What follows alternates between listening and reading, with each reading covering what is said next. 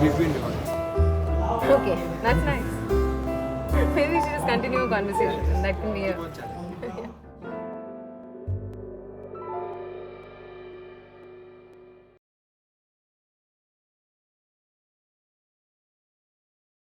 Tell me about the poets you read that you don't talk about, that people don't ask you to talk about.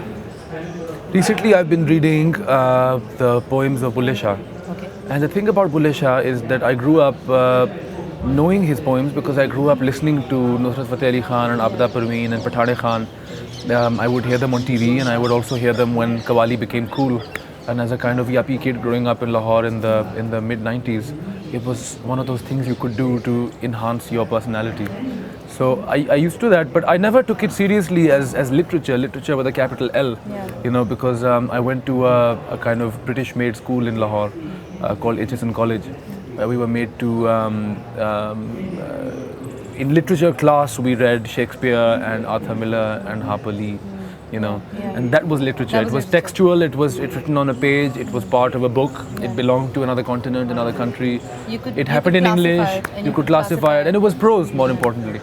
And so there's other literature that I was always aware of and always knew and was singing also growing up, and that was a part of who I am. I never thought of it seriously as my literature until later, until when I was at college and I got the opportunity to enroll in courses that were devoted entirely to such literatures, and there I discovered Bulleh Shah among other poets. And so really for the last 3 years since I moved back to Lahore after graduating from college, I found that Bulleh Shah's poems are quite prophetic in some way. Because Bulleh Shah was living in Punjab, near Lahore and in a place called Kasur, and he spent some time in Lahore as well.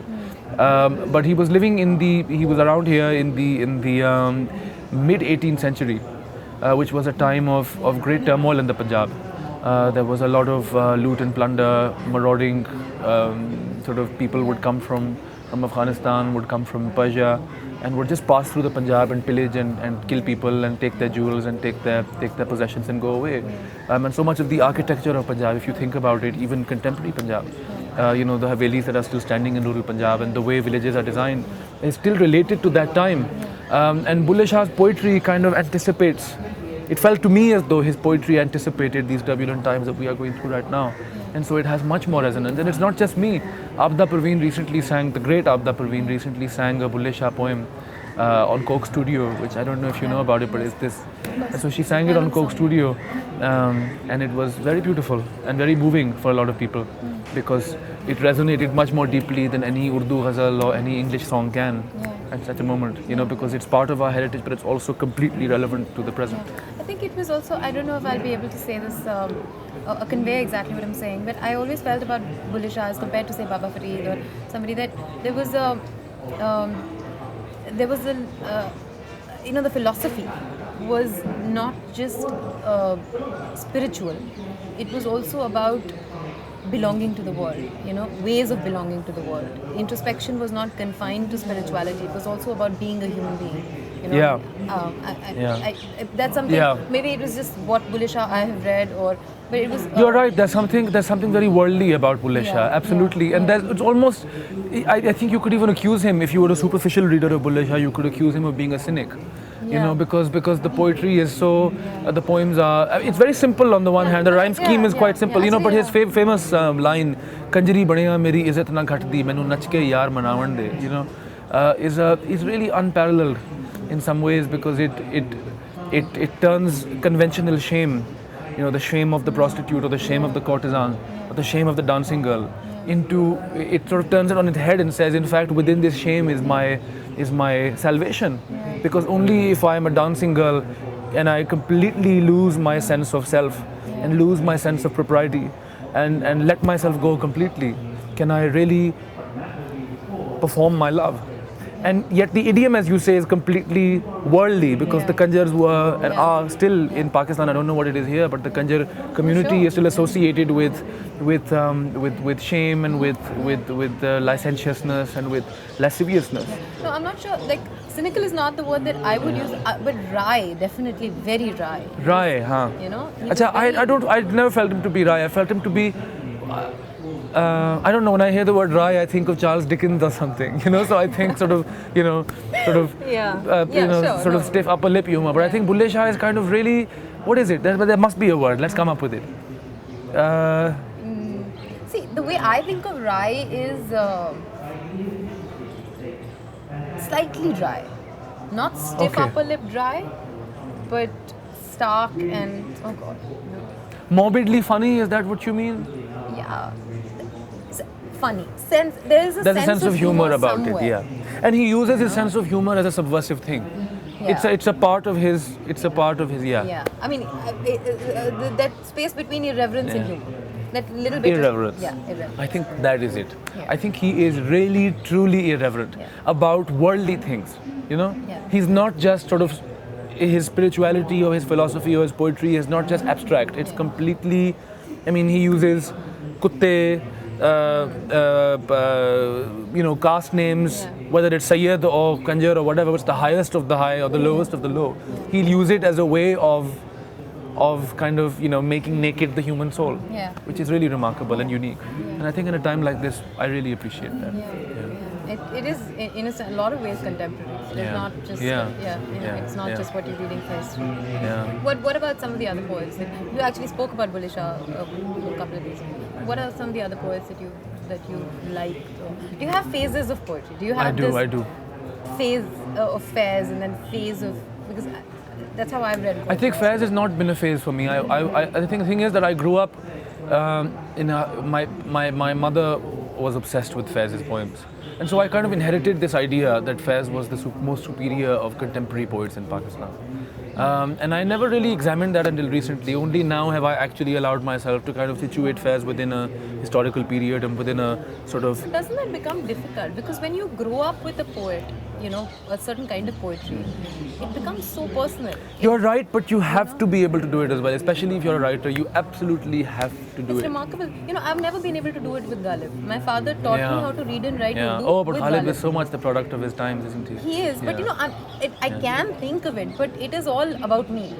I can't. And that's fine too. That's fine too. You can. But I think if you really have, I mean, if you start singing Ghalib, for example, you know, or if you start alluding to Ghalib in a novel that you're writing, then you have to think of them beyond just the. I mean, I think so because I would love to, but you know, because unlike like let's say Shakespeare, Ghalib and Faiz are still part of the landscapes that we inhabit, and in some ways these societies have not really changed since then. You know, so if you're living in if the idiom really completely connects with you in some way, then you also have to look past it into the historical space out of which it is coming. You know, and you find, I mean, Ghalib's whole sort of business about, you know, Kaaba mere aage hai, the Kalisa, Kaaba, you know, it's the post 1857 moment, and it's one that I think a lot of South Asian Muslims still live with.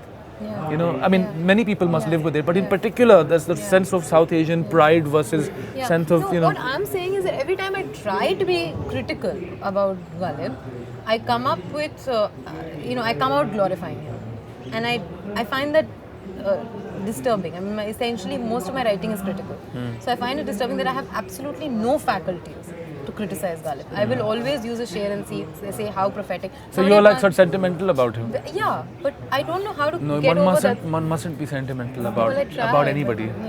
Because someone recently said to me that how can you like Ghalib because he was so apolitical, and you are somebody who's drawn to more, you know, political. I don't think he was apolitical. Yeah, so I attacked that very, but you know, I wouldn't do that about it. You know, I wouldn't be so touchy about and say, like even Tagore, he's again somebody I'm really fond of, but I'm very open to criticism and discussing. But Ghalib, maybe because I was very young, so it's very remarkable that you've gone back and you've actually located Fairs in a socio-political context after having grown up with him in a very... I think that's also maybe because, I mean, I'm guessing, so this might be off, but it might be because Faiz's milieu, the moment out of which Faiz was writing, has still not passed, and I'm still living in that moment too.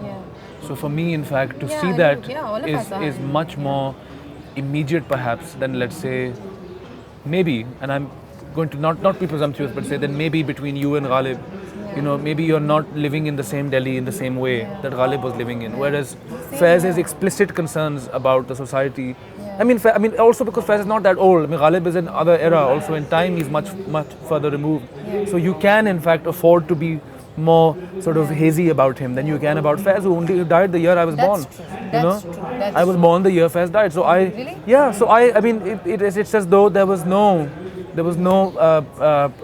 kind of chronological disconnect. I was entered the world that Faiz left behind, and I'm still living in it. Wow, yeah, that actually is. There is. That might be that. Yeah, it's probably that. I mean, there's no compulsion for me to make sense or deconstruct the world that Ghalib, inhabited. You know, though, I think you will, though. At some stage, you will. Because you see, in order to continue loving any kind of poetry or any kind of music, the more you look at it or the more you hear it, the more it sort of re-narrates itself to you. You know, as you don't you feel that when for example, if I listen to a song again and again, Yeah. there comes a point where the song, I start to hear new things in the song. ये तो होता है ना, अगर आप एक गाना सुन रहे हो और आप घंटा सुनते रहो उसको, then you start, there's a point where the kind of guitar chord catches your attention and you're only focused on that one chord in the whole song. It's like the focus keeps changing throughout. Yeah. You know, it's like this Yeah. thing with the camera where the focus is constantly focusing on different things. You know, Yeah, you're focusing on the camera. absolutely. Yeah, that happens to me. Actually, you're right. You know, I think now, I don't know when I'll get to the point where I'll start analyzing him sociopolitically, but I have already started deconstructing his idea of love. You know, over the last 6-8 months, in fact, I've thought a lot about the emotional, how he sort of made out man-woman relationships. How did he tell me about that? I don't know. I mean, there was a lot of it. The first thing was it's actually very interesting because when you hear Ghalib, there is so much of subversion. I mean, submission to the beloved. But non-Sufi way. You know, it was never, his way was never. I mean, I'm sure there was influence, but there was no Sufi idioms that he used, right? But there was always that he is the one pining constantly. He's the one who's being rejected. Very, very Devdas kind of thing. You know, very wallowing in self-pity of rejection and all of that. But very interestingly, when you look at his life, he was the one who did that to other people. Yes, I mean, he hurt more than. But it's so right. many writers do that though, don't they? Yeah. So many. I mean, Yeah, maybe you hurt to know what, I don't know, but it is very interesting, and maybe I've started to do that because when you read a poet in your early childhood, I think it also starts to inform your idea of romance and love to a great extent. The poet I'm really sort of into these days is in fact a poet who's also very good on love, but I wouldn't say he's a contemporary exactly of Ghalib because his period lasts longer than Ghalib, but he's Daag Dehlvi.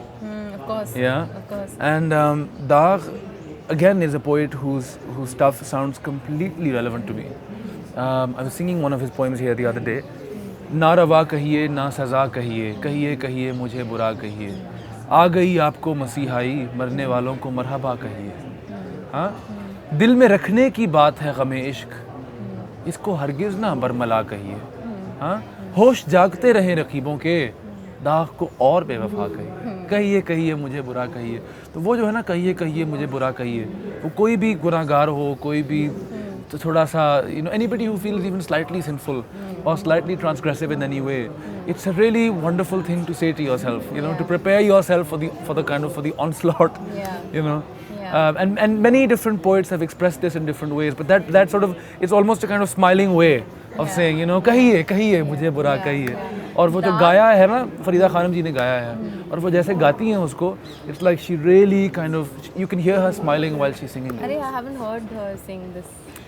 I think it's her best recorded piece, yeah. But Daag was more honest about. I felt a lot more honesty in what he was saying. Then Ghalib. Ghalib, I felt was.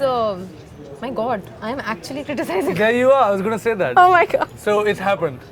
Shall we shake hands? It's happened. The moment has arrived. Yeah, I will buy you something. Yes, something. Don't say what it is.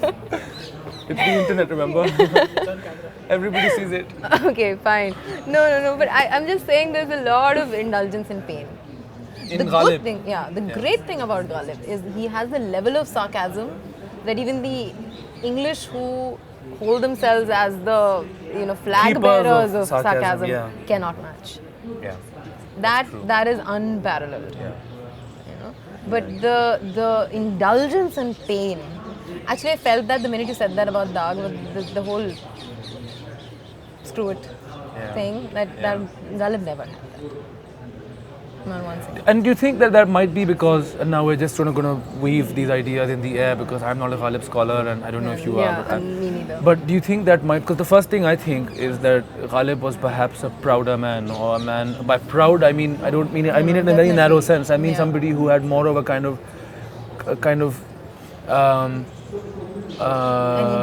and a kind of social ego, somebody who felt that because he was part of the Mughal court, or because he was a part of a scene that was great and that was good and that was grand.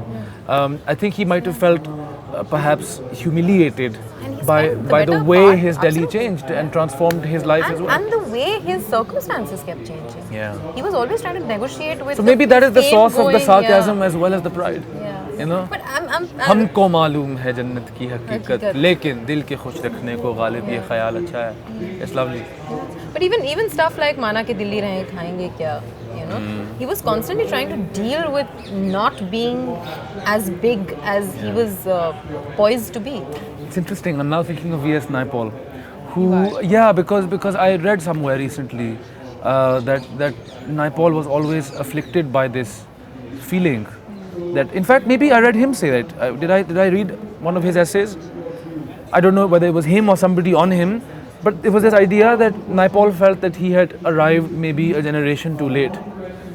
That he was destined for a slightly older the time just before his own, and that he belonged to a moment of greater stability and to a moment of greater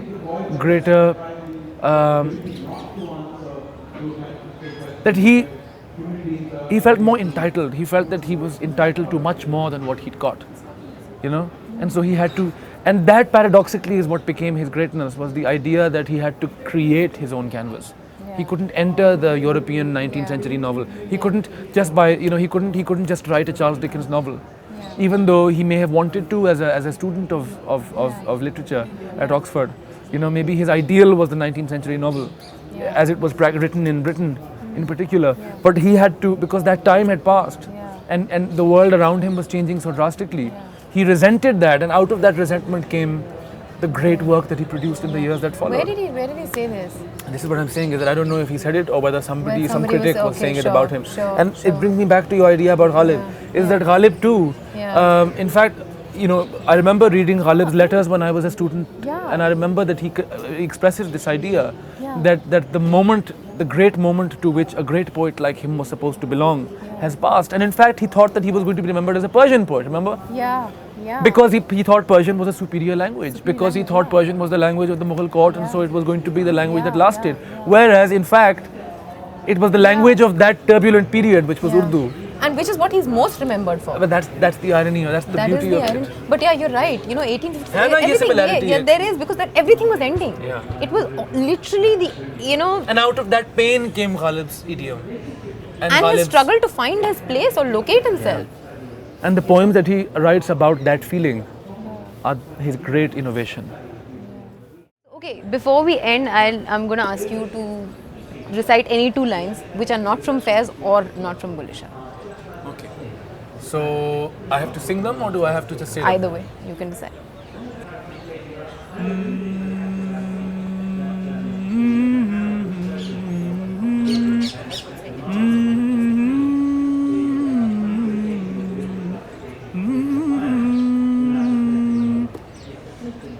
Daag. Is that okay? Perfect. ना रवा कहिए ना सजा कहिए कहिए मुझे बुरा कहिए मुझे बुरा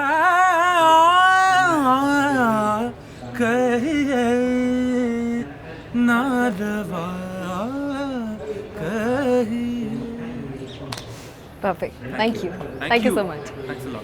Thank you. Actually, that was much more fun than talking about Pakistan.